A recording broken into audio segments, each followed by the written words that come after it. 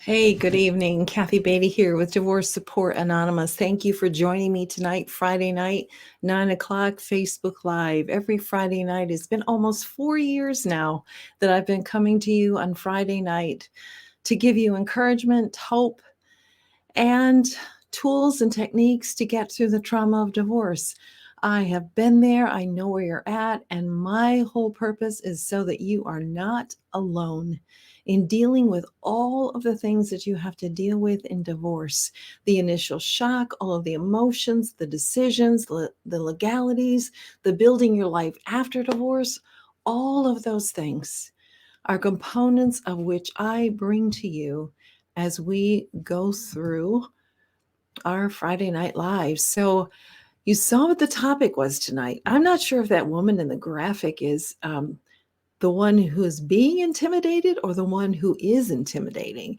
So that was an interesting picture, but it did cause us to stop and pause and to think. As always, comments, questions, please feel free to chime in, realizing this group is going, or this broadcast is going into the public page, Divorce Support Anonymous, which has about over 2,000 in it.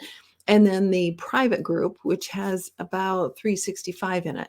So it's going into both groups. So if you state something, I just want you to know that there is an audience there who may see. But we are community. And that's what we're all about. We are community. And sometimes we just have to take a risk to be known, to get the support and the help that we need. But so we're here for comments and for conversations. Now, 11th of January and 12th of January have passed, but there's still openings in my group, whether that's in person in the Grand Rapids area or online. We have completed 2 evenings. It's a 10-week program. So I can't time this for you. You may be, or I may be in the middle of group and you decide that you really need that support. I want to welcome you. So you are able to finish that part of the class and then jump at the next one from the beginning. Once you've paid, you're always in the group. So I've had people come through 3 times. So whatever you need to get the support that you need. I have to share with you. In one of my groups recently, there was an individual in there who came to tears, and she said, I can't believe that I'm sitting in a group of strangers who get me and I feel more open to talk to than all of my family and friends. And this is not the first time that I've heard this from support group, because we are hurting and we should never hurt alone. You need other people. So if you think, nope, I'm going to handle this all by myself, don't do it. You're wasting time. You're wasting energy. Find the shortcut. Find the shortcut to healing. by getting into a support group, getting the support that you need. So, tonight, as you know, our conversation is going to be about intimidation. And I want to cover it in three different areas, but I'm going to leave what I feel is the most important well, they're all important, but the most relevant to last. But some of you may not be intimidated by your former spouse or soon to be former spouse. So, that's really where my heart's at tonight. And I want to discuss that in more depth. But I want to start talking about some other areas where we may feel intimidated as well. First, I want to define intimidation. So, someone who uses a power authority, whether it's real or perceived, to stop, change, manipulate, frighten, and get their way and make us feel timid. Now, this is my own definition. You can look up your own if you want from Webster or whoever your dictionary of choice is. But this is what I came up with and what I see.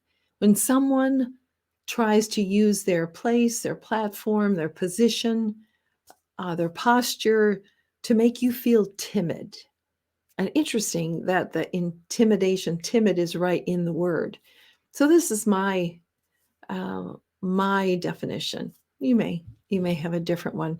But when you are feeling intimidated, the results are that you are afraid, you feel timid, you feel a loss of confidence, you second guess yourself, you believe lies, you believe you can't stand up, you can't maneuver all the systems, that others know better, that I'm weak, I'm stupid, and I can't do it.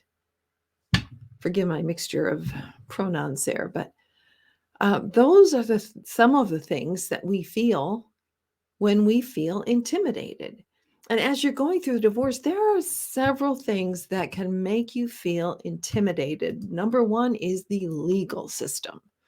You have never been here before. So chances are, even if it's your second, and I've worked with people in their second divorce, it still is intimidating. There is so much to know you cannot possibly know unless you are an attorney or someone who works in the court system of family law. You can't know all that there is to know. So that being the case makes us feel very timid, very fearful. So I want to run through just a couple of things that you can do. First of all, you've got to understand, my goodness, you've never been here before. And it's okay that you feel intimidated, that you feel fearful about the legal system, because it is frightening. And the decisions that we make and we sign our name to are permanent and they affect our lives. So why wouldn't we be intimidated by the legal system? So what do you do? What do you do when you feel intimidated by the legal system? First of all, you've got to gain some knowledge. You don't have to know everything. You don't need to go to law school to be an attorney. But you do need to gain some knowledge of how this works. So you need to find some trusted sources. You need to listen to those experts who understand the system. Or possibly you need to have someone else speak for you, which is what your attorney would possibly be doing. And number 4, understand the system is built to protect you. So be honest, be straightforward, and get the support and the help that you need to be able to maneuver through the legal system. It is not a perfect system at all. And I have seen things that didn't go how I thought were fair or right. That happens. There are some shyster lawyers out there, but there are also some wonderful lawyers out there. There are those who charge way too much, but that's where you gain the knowledge to know how to manage that system, how you don't go to your attorney for a counselor. You don't go to him and pour your heart out. You go to him prepared. And that's why seeing your attorney for the first time, my workbook, which I should have over here to show you, is going to help you prepare to go to your attorney so you don't waste time with your attorney. So you have to learn the system enough to be able to manage it and maneuver it. But it's built to protect you. It is built to protect you. But you do have to have people help you manage through it so you do not become intimidated. So I could do a whole program on that one, right? Intimidation of your future. It's scary. And many of you, I have heard repeatedly, I don't know who I am anymore. I've spent so much time and energy on my dysfunctional marriage that I don't even know who I am anymore. So, what do we do in that? We give ourselves time and grace to get to know ourselves again, to remember who we are, what our dreams were, what our goals are, what we want our goals to be. Remember who you are. Be compassionate to yourself. Be curious. Wow, who the heck am I right now? Now that I'm single again, who am I? And what opportunities are there within my being single? What freedoms are in there with me being single? What options, opportunities? And I am not talking about the next relationship. I'm not going to help train you and get you ready for that next relationship because I want you healed. And that next relationship, if that happens, that's another matter. I want you healed first. Remember who you are. Be compassionate to yourself. Have a plan. Have a plan. Go through this workbook, Building Your Future After Divorce.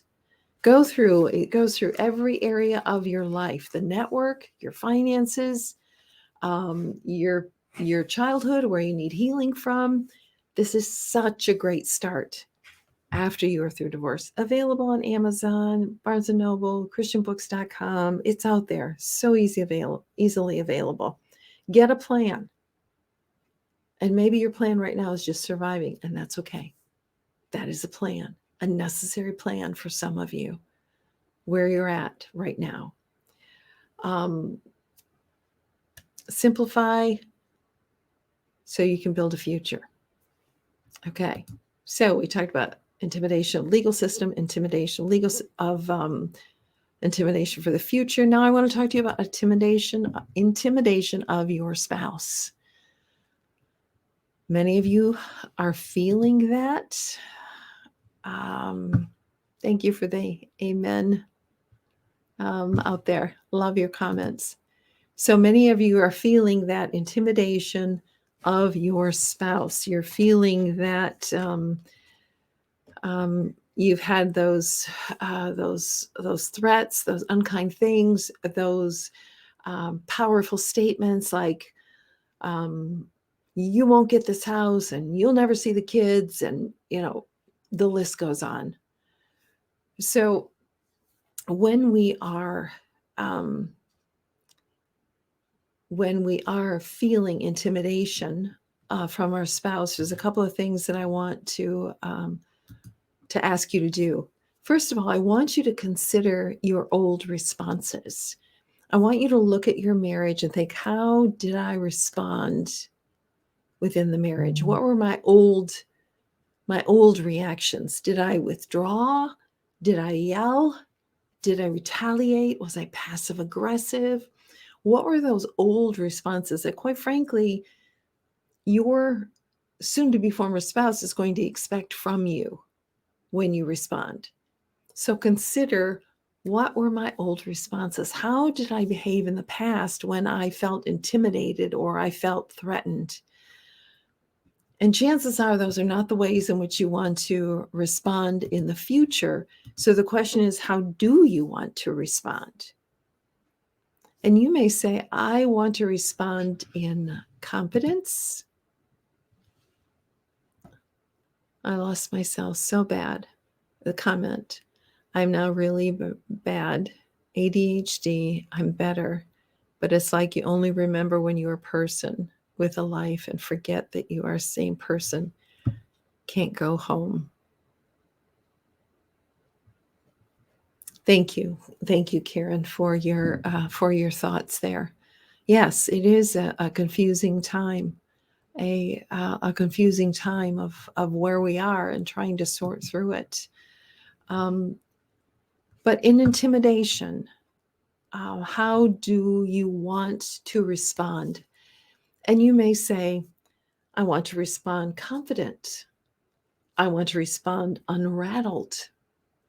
I want to respond honestly. Honestly. I want to respond controlled and calm and with boundaries. That's how I want to respond.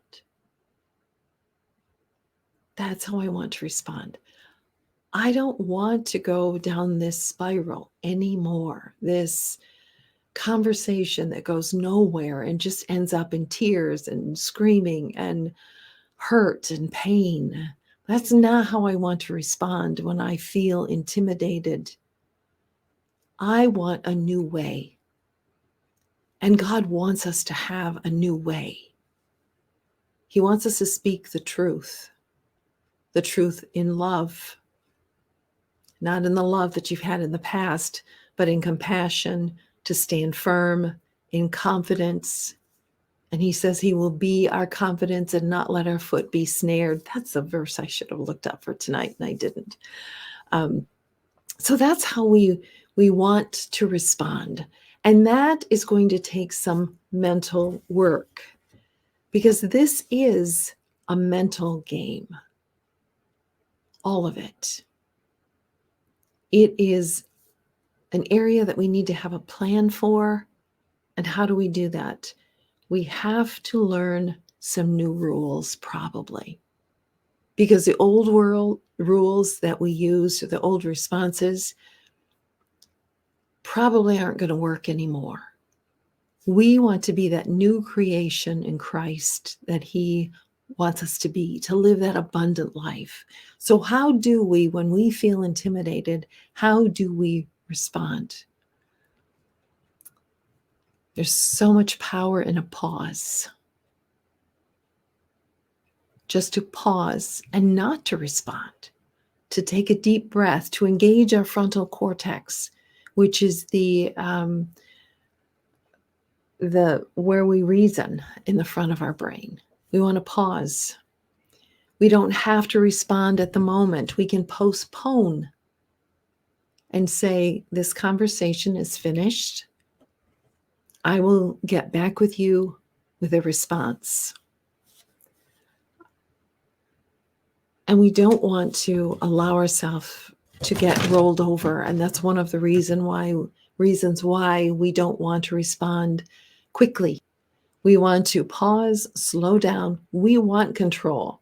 So if someone is intimidating us and we withdraw, then we're saying nothing.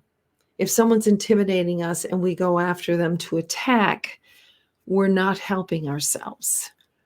You can't disappear and you can't fight. You have to learn some new rules to pause, to keep your composure, to understand this is a mental challenge for me, to learn a new way, a way that I'm going to need for the rest of my life, not just in this situation, because you're going to meet up with bullies after the divorce. And you want to know how to stand strong and confident and controlled and calm and address those bullies. It's a mental game that you can win, and you can learn some new rules on which and how to respond. It is a terrible mental game. Karen, you're right. It can be. If we get sucked into it and we respond poorly and we feel intimidated and we back up and we disappear, there are, it's the topics I bring you they're so deep, and we don't really have time. We've been almost 20 minutes now. Okay, I'm going too long, and digging into it. But there's so much to it. But bottom line, yes, Karen, teaching us to slow down and think. and not just be a reflex to people as they present themselves to us, and your former spouse, not to be a reflex to what he or she is throwing at you. Give it some thought. And if you need to get someone to work through this with you, to do some role playing, to help you with some responses, you can do that. It would be a great idea. But don't be pulled into it, into a fight, because you're feeling intimidated and you want to fight. But don't disappear and withdraw. Learn some new techniques to keep yourself in control. Silence doesn't give the other person control. It gives us control. We don't have to respond at the minute, even if someone is demanding that we do. So thank you, Karen, and thank you, Yamel, for your thoughts and your comments. I think it through rather than react. Yes, don't be a reflex. Don't be a reflex, and don't disappear, because you are worthy of standing and taking your space and your place in your own life and in your own decisions. And when people threaten you, it doesn't mean that that's what is going to happen. I've seen this in divorce so often, where one spouse is threatening the other spouse. And it's like, you don't have that much control. The law is built there as a system to protect, to help you. So lean into that system, get some good legal support, get a divorce coach, get someone who's going to walk alongside of you in making these decisions and giving you the practice and conversation that you need to have.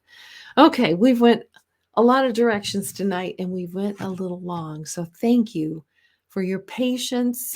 Oh, Karen, you were robbed in 2020. That's scary. God is teaching us to slow down and think. Don't think this time is wasted. God wants to use this time to build us up to be stronger individuals.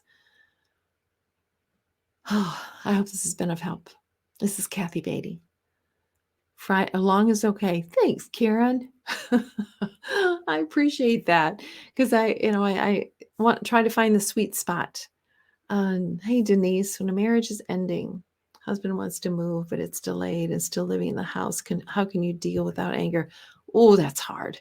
I have talked with many people who are having, due to finances or other issues, having to remain in the house with their soon-to-be former spouse, and it is painful. I need to do a whole program on that because it's such strange dynamics. How do you deal without anger? That's so hard because there's so much going on. So I'm assuming you've got a separate room, you're somewhere else. I know many times one of the parties will be down in the basement, one will live up in the marital bedroom, and they function in that way. That's one way in which people can function, but it needs a lot of restraint. Do not have conversation with him. I'm speaking to a woman. If you're a man at this point, don't have conversation with her other than the facts. Try to keep yourself busy. There's so many dynamics. Are there children in the house that need both parents? How is that working? If it's just the two of you, then you just stay separate. You find places to go to, the library, other people's houses, friends, parents, family, to minimize the contact with the individual as much as possible. He still is being nice and not mean. It's very confusing. Oh, yeah. The love bombing can happen where, it makes it confusing. So the question is, if I were to coach you, Denise, I would say, have you made the definite decision that you are making the divorce? First, we need to work through all of that, because many people are torn, and that's torture. They think they want a divorce, they file for divorce, but they don't know, and then the spouse starts to love bomb, we call it, and they start showing all of these great these great traits, and we remember, oh, what it was when we were married and things were good, and then it just adds to this confusion. But the whole issue is there real change going on, or is this individual just acting, just trying to put his best foot forward, her best foot forward? Uh, so um, so it looks like they are trying to fix the relationship. It's his decision. Okay.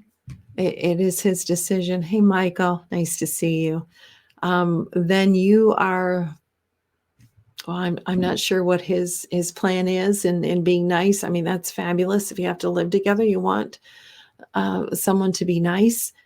But you need to um, work out to know if this marriage is over, it's over, and you need to set about a plan in which to get the support you need. You need someone to come alongside of you and talk you through all of those emotions that you are feeling. So that's important. You need a support group. You need to tell your story so other people can hear your story and validate what you're feeling. And amazingly enough, how God seems to put the people within my groups who talk with each other and really minister to each other because they get it. They get where they're at. I'm glad you started therapy, Denise. I'm really glad. Therapy is awesome. That's an individual setting. I want to encourage you to get into a support group as well. Check out if there's one in your area. I've got an online one that you are more than welcome to join. Many people, in fact, I would say the majority, over half that come to my group are also seeing a therapist, which is excellent. Excellent, because it's different dynamics. You don't hear someone else's story in a therapist's office. You hear your story, and that's good because you're processing it. But you also need to hear other people's stories to normalize what you're going through. So they're really two different ways. There are two different ways in which it's going to help you. And I recommend both, quite honestly. I really do. I think it's just really, really helpful that you get the therapist and get the support group. Get both. Believe me, it is worth the investment. It's so worth the investment. This time is painful and it's also powerful. Many choices are being made right now. Many decisions are being made right now that will affect you the rest of your life. And you just, it's too much and it's too difficult to do on your own. Aw, Karen, thank you for that. I tried it on my own for 6 years. Has it been 6 years? After finishing my classes with you and tonight, I realized how much I miss talking. Yeah, we need that. We need that. We need to be talking, because that's how we begin to heal. So you all have been awesome tonight. Hey, Mabel, um, good to see you. Michael, I think I said hello to you. So good. Thank you so much for the conversation. I appreciate all of you. So I'm going to leave you with this final thought. And whether you're intimidated by the legal system looking at your future or by your former spouse or soon to be former spouse, the truth is sometimes all you can do is the best you can do. You're not going to do it perfectly. You're not going to do it perfectly in the legal system. You're not going to do it perfectly as you try to figure out your future. You're not going to do it perfectly as you try to maneuver through this in communicating with, and in your case, Denise, living with your soon to be former spouse. You just do the best you can do. Strive to simplify, strive to be honest with yourself and with those around you. And sometimes it requires vulnerability to do it. Oh, you all were awesome tonight. Thank you for speaking with me and commenting. Yeah, all you can do is the best you can do. And don't beat yourself up. I know you're trying hard, Denise. Don't beat yourself up. You've never been here before. You've never been in the situation. You've never been probably in the, sorry, my nose is itching. Never been in the legal system before. You're doing the best you can do. It's all you can do. Get the support you need. Have people help you with the decisions you have to make. And then you have to make a decision. But don't let people intimidate you in making the decisions that affect you and the rest of your life. Thanks for listening tonight. This is Kathy Beatty, Divorce Support Anonymous, walking with you every step of the way through the trauma of divorce. Good evening.